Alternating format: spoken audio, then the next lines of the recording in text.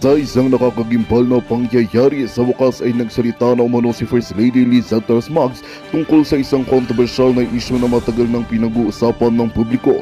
Bagamat hindi pa malinaw ang buong nilalaman ng kanyang pahayag, sinasabing ito ay nagdulot ng matinding reaksyon mula sa loob mismo ng pamilya ng diktador, partikular kina Senadora Amy at Pangulong Kuting Jr. na ngayon ay ayon sa ulat ay labis na nanlumo sa kahihiyan.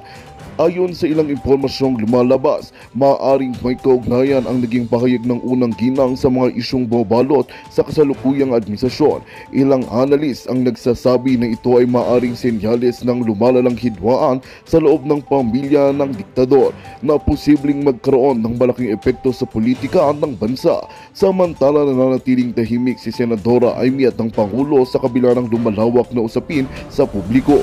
Sa ngayon, hinihintay pa ang opisyal na pahayag mula sa Malacanang upang linawin ng sitwasyon. At yan nga ang balitang ating pagkakatutukan. Ngunit bagong lahat, siguraduhin mag-subscribe at ihit ang notification bell para sa patuloy na pagtutok sa mga sulok ng bagong balita sa tunay na boses ng masa.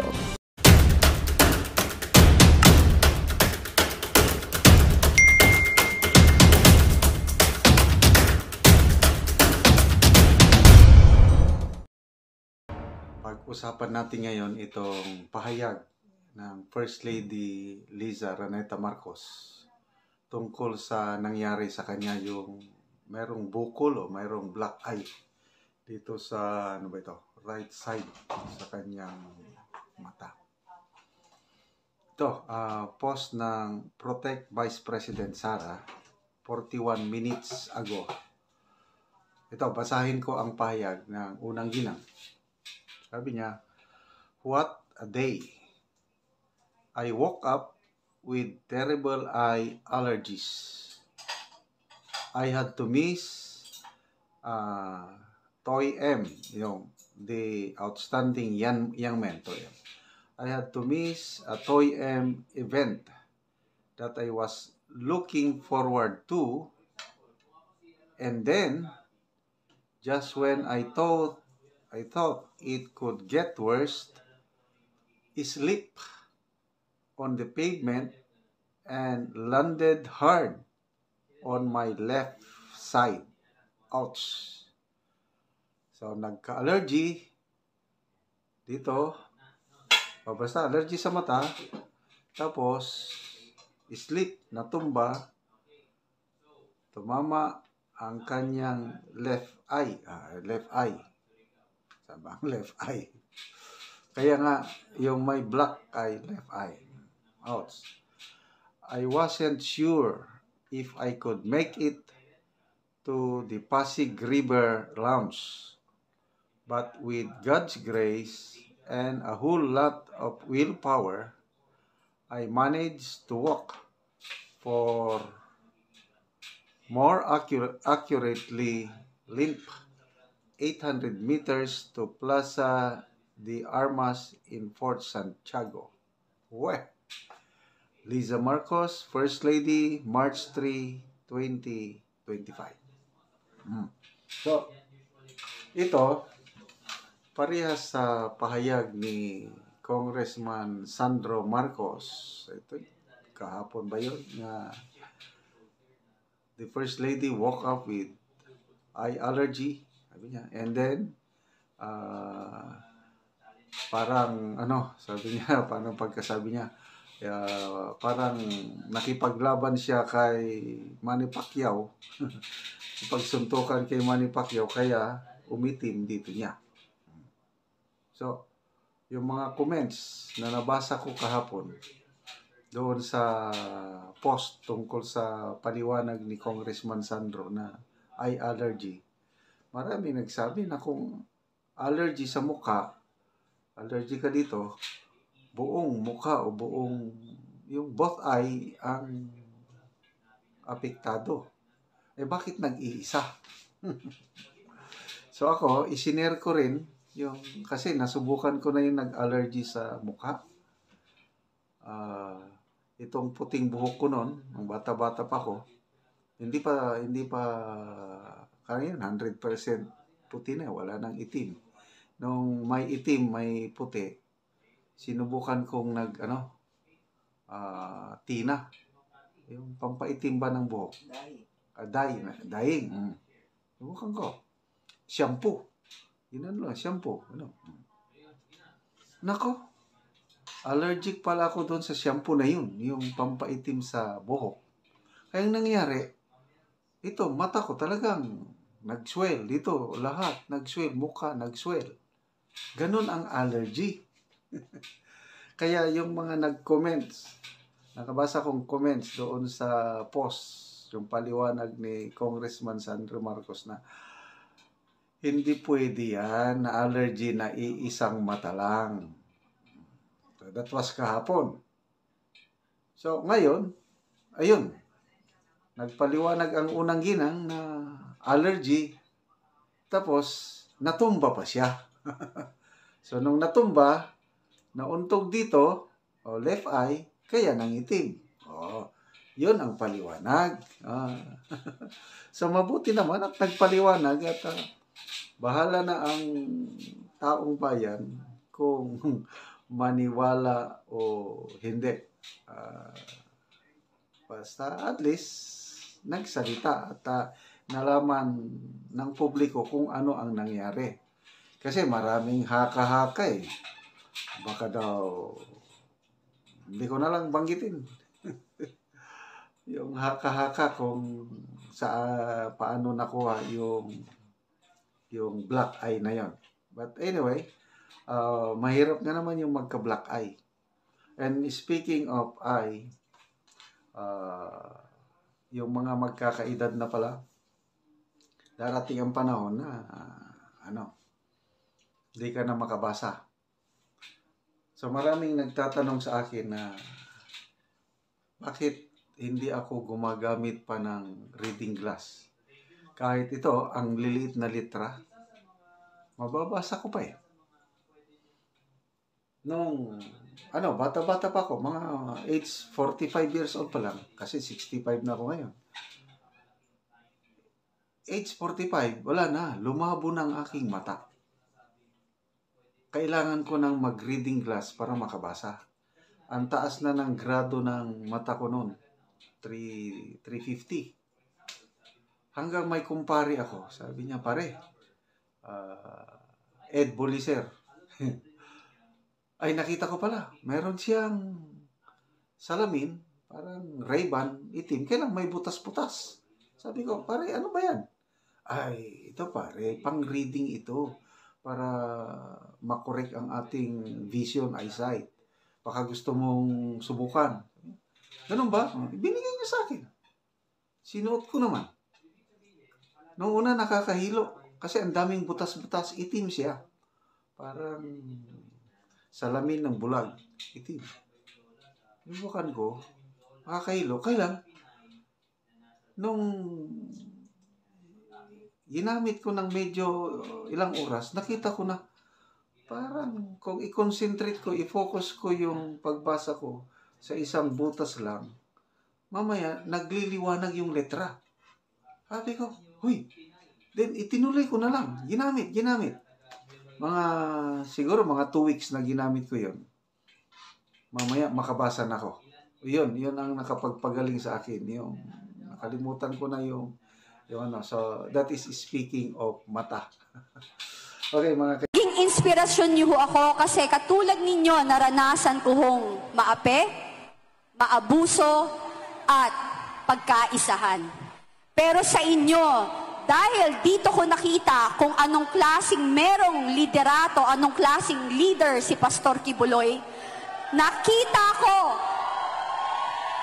na kayo ay may disiplina, totoong may pagmamahal sa Diyos, at hindi kayo nagtanim ng galit, bagkus pinaglalaban nyo lang din kung ano yung tama at kung ano yung nararapat. Bilib na bilib po ako sa inyo. Dahil po, kahit po may nangyaring pangit, niyakap nyo pa rin po ang ating mga kapulisan. Iba po yun. Nagmarka ho kayo sa puso ko. Yan yung katotohanan. Kaya doon ko ho nakita na lahat ng ibinibintang kay pastor ay walang katotohanan. Yes. Kaya ho ako, kasi okay lang ho, kunwari, kung ang nagko-complain, isa, dalawa, kunwari, kayo lahat, nag-complain kayo against kay pastor, maniniwala ho akong masama siyang tao. I live in Davao City. Nakita ko ho yung inyong mga lugar sa Davao. Napakaganda. And alam ko na kapag si pastor ay naiupo natin sa Senado, tutuparin niya ang kanyang mga pinangako. Ang ating mga senador na tumatakbo ngayon ay karapat-dapat dahil po sila ay may integridad at prinsipyo. Sila ho ay lumalaban sa mali. Sabi nga nila, suka, team suka daw sila. Pero tatandaan nyo, ang pamatay sa bakterya ay suka rin. Diba? And ang nangyayari sa gobyerno natin ngayon ay kumakalat na bakterya. Diba? Napakadumi. Napakababoy. And tayo, kahit na anong gawin nila, ang suka na tinatawag nila ay kayang maglinis. Diba? Disinfectant.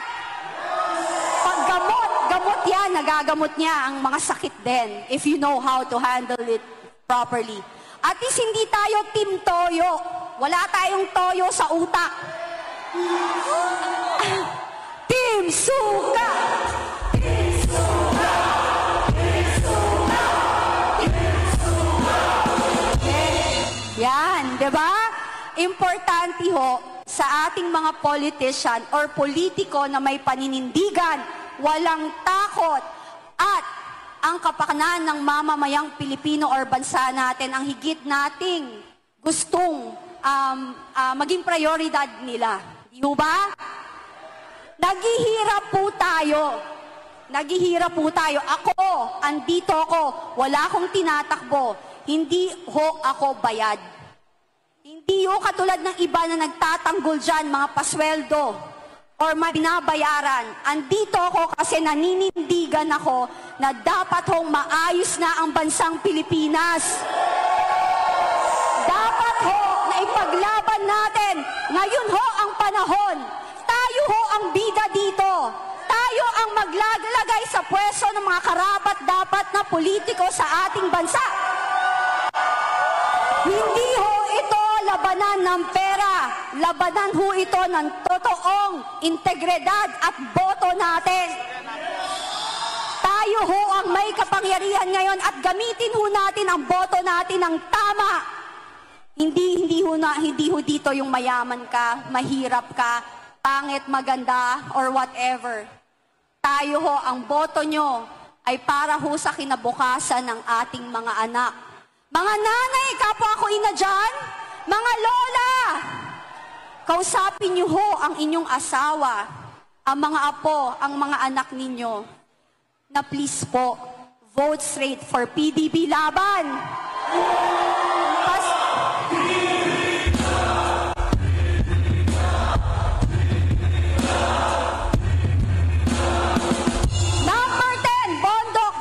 Jimmy Bondok is a friend. He's a singer and now a lawyer. Saan ka pa? 5 abogado po ang meron ng PDP Laban. Di po ba? Meron din po tayong artista. Di ba? Si Philip Salvador. Dinaanan na rin ho.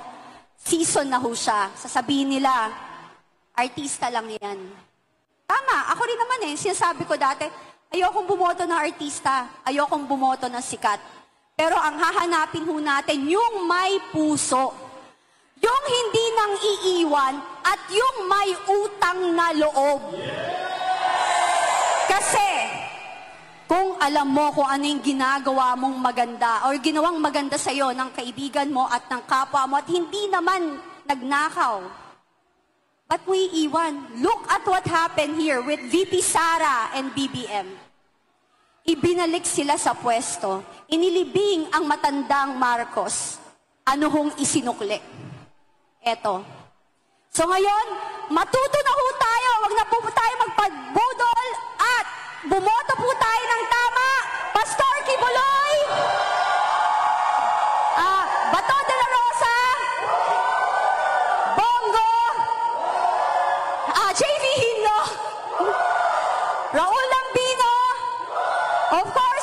my favorite Rodante Marcoleta, and aking minamahal, Pastor Kibuloy. Alam ko, mababago niya ang bansa natin. Vic Rodriguez, ang isa pang inape. And again, si Philip Salvador. Magandang gabi po at maraming salamat sa inyong lahat. Magkano po ang 1 kilong bigas ngayon?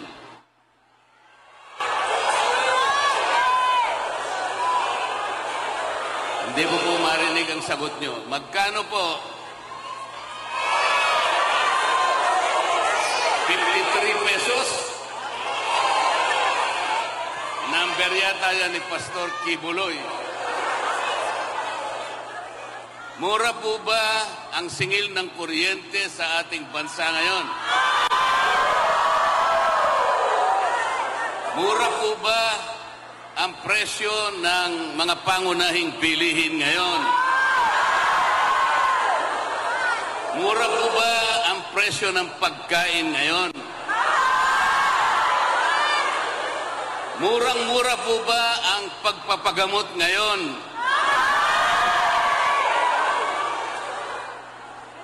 Wala nang mura.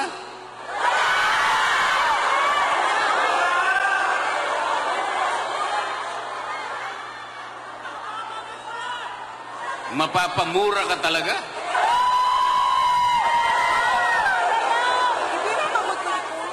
Mga kababayan, maraming salamat po sa inyong mainit na pagtanggap sa hapong ito. Galing pa po kami sa Davao City at hindi pa po ako nakakauwi dahil napagsabihan kami na naghihintay po ang ating mga kababayan dito sa Calamba. Hindi naman po pwede na hindi namin kayo tagpuin ngayon. Baka mamaya magtampo kayo sa amin.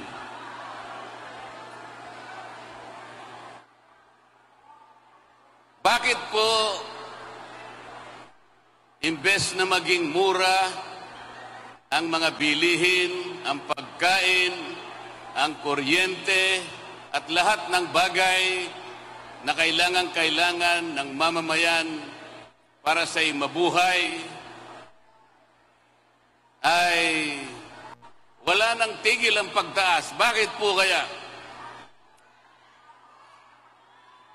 Dahil po sa malalang katiwalian at korupsyon sa ating bansa. Lubog na po ang ating bansa sa korupsyon. Meron nga pong nagpadala sa akin ng isang litrato sa Viber. Meron pong isang flood control project. Hindi pa po dumarating ang baha. Wala pa pong tubig. Nagiba na po yung project. Kaya nakalagay po dun sa kanyang minota, flood control project, sabi niya. 80% lupa, plus 15% simento, plus 5% bakal equals pera. Napakahirap po talaga. Ngayon po, darating na naman po ang mga kumakandidato bilang senador sa kabilang kampo.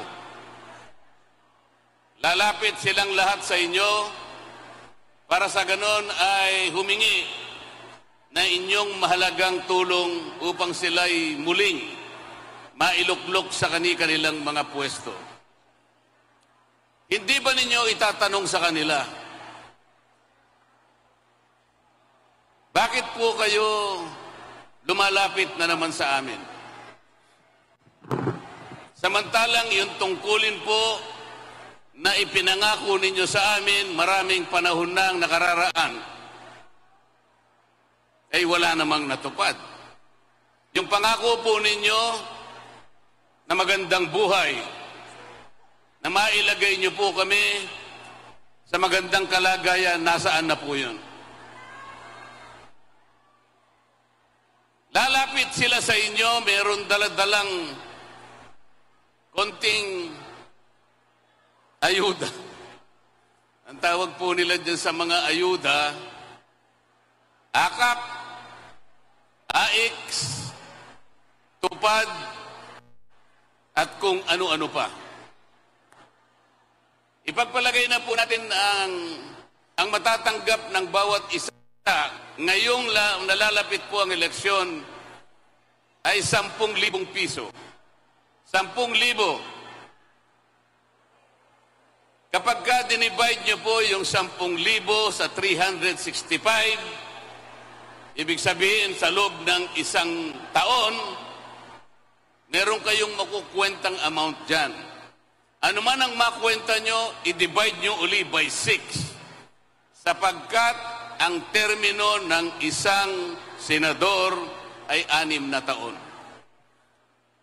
Katapos-tapusan ang makukwenta ninyo dyan, 5 piso isang araw, katumbas ng ibibigay nilang 10,000 sa inyo sa loob ng panahon na sila ay uupo sa Senado.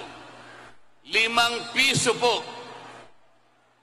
5 piso katapat ng 2 hopya o kaya 2 candy.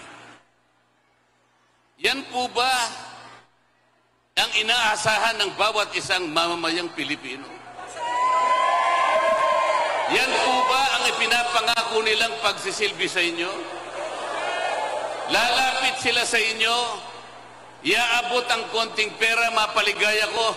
Mapaligaya siguro kayo, baka wala pang isang araw eh. Baka lahating araw lang, wala na yung binigay nila. Ang katapat po nun sa loob ng 6 na taon, 5 piso isang araw. Sa harap ng napakamahal na bilihin na sa araw-araw ay nagiging hamon sa bawat isang Pilipino. Maawa po kayo sa ating bansa. Maawa kayo sa inyong pamilya. Huwag kayong papayag na insultuhin kayo. Ang Pilipino ay merong dangal. Ang Pilipino, hindi niya ipagpapalit ang kanyang dangal. Ayaw ng Pilipino ang ayuda. Alam po ninyo ang ayuda, kailangan lamang po natin yan sa panahon ng krisis. Nasunugan, tulungan mo. Nabagyo, nabaha, tulungan mo. Yan yung ugaling Pilipino. Pero kaya siya pupunta, dala-dala yung ayuda sa'yo. Para sa ganon, ay malin lang kanya. Para sa ganon, sa kinang ng perang dala-dala niya, baka sakaling ikaw ay mailigaw niya. Binabayaran niya ang boto mo. Huwag po ninyong ipagpibili ang kinabukasan ng inyong pamilya.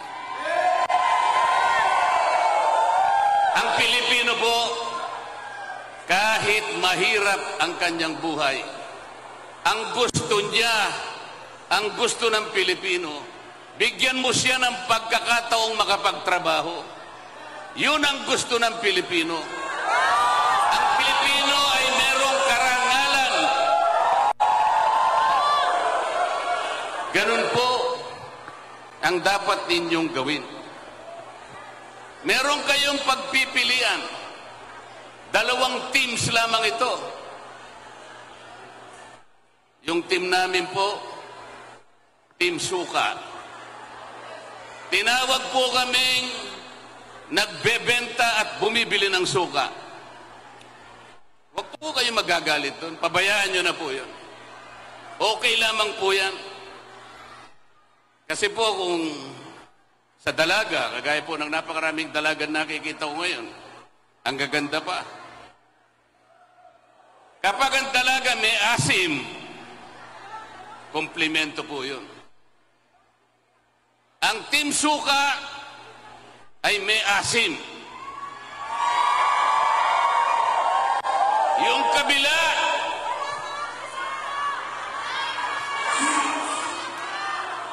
umasim na. Umasim na. Isimplify na lamang po natin ang issue, mga kababayan. Gawin nating simple ang pinag-uusapan. Iboboto nyo ba yung team na silang may kagagawan kung bakit napakataas ng presyo ng lahat ng bilihin? Iboboto ba nyo yung team na silang may kagagawan kung bakit lubog na sa katiwalian at korupsyon ng ating bansa? Pati pera po ng PhilHealth, kinulimbat na. Pati pera ng PDIC, kinulimbat na. Pati pera ng dalawang bangko na ang kanilang gawain ay palaguin ang ekonomiya ng bansang ito, kinulimbat din.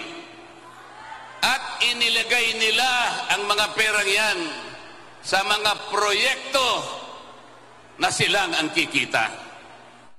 Yan po ba ang team na iboboto ninyo? Yung team na yan din ang may kagagawan kung bakit na-impeach ang Vice President. Gusto nyo ba yung team? Yung team na gustong tanggalin ang Vice President? Wala pong kasalanan ang Vice President. Ako po ay kasama sa House of Representatives. Ang kalabang ko po ay napakarami. Napakarami nila. Ngunit sinasabi ko sa kanila, mali ang batayan ninyo. Mali pati proseso na ginamit ninyo. Walang kasalanan ang Vice President. Yang team na yan ang gumawa ng paraan para sa ganun ma-impeach ang Vice President. At kapag ka yung team na yan ay nanalo uli, tuloy-tuloy na nilang tatanggalin ng Vice President. Alalahanin po ninyo, mga kababayan, ang ating pangalawang Pangulo Sara Duterte ay inihalal ng mahigit 32 milyong Pilipino. Ang bawat isa sa inyo ay kasama doon sa bumoto sa kanya. Yung kapangyarihan na ibinigay ninyo sa Vice President, basta-basta na lang nilang tatanggalin. Yun po yung team na lalapit uli sa inyo. Sila po uli ang lalapit sa inyo. Lalapit na nagmamagandang puso. Ewan ko naman kung papansinin nyo pa.